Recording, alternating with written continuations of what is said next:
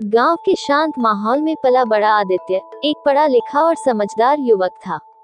शादी के बाद जब वह अपनी पत्नी अदिति के साथ पहली बार ससुराल पहुंचा, तो उसे अपने सास ससुर से मिलने का मौका मिला।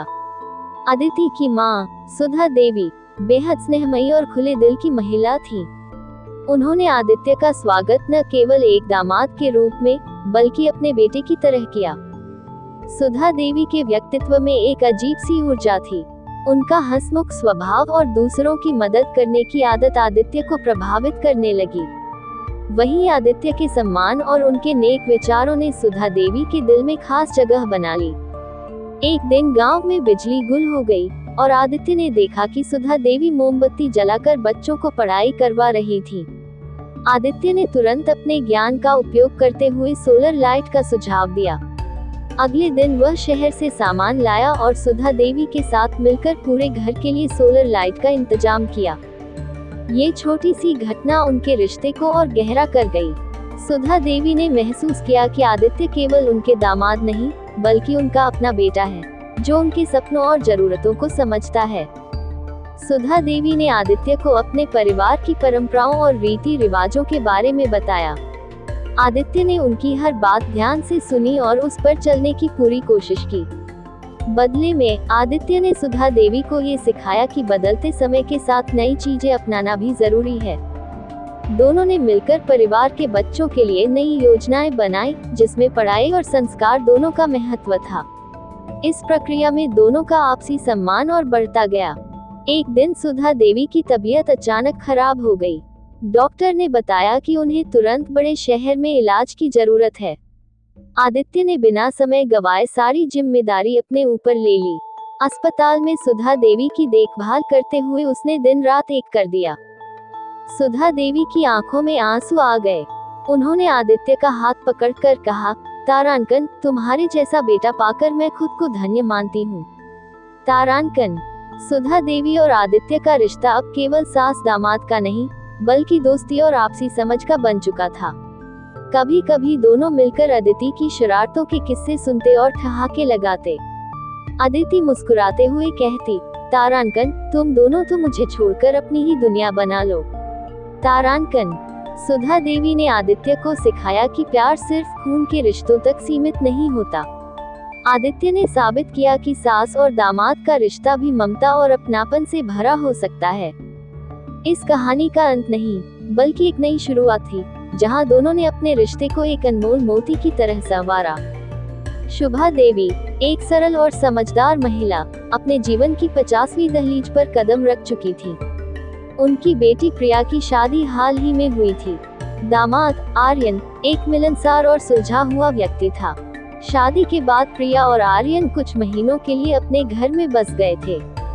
हालांकि शुभा देवी की बेटी से रोज बातचीत होती, लेकिन वो अक्सर अपने दामाद के बारे में सोचती, कैसा होगा, क्या वो सच में प्रिया को खुश रख पाएगा।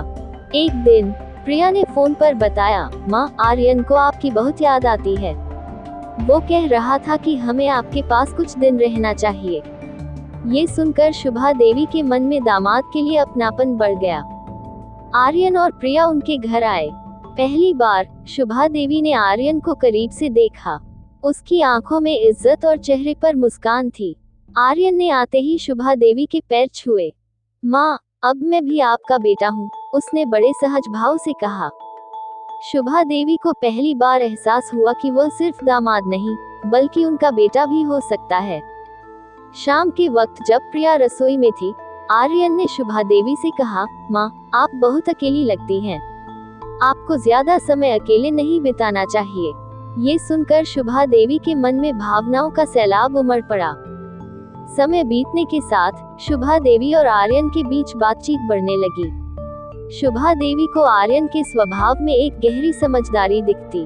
वह न केवल प्रिया का ख्याल रखता, बल्कि शुभा देवी के स्वास्थ्य और खुशी के लिए भी चिंतित रहता।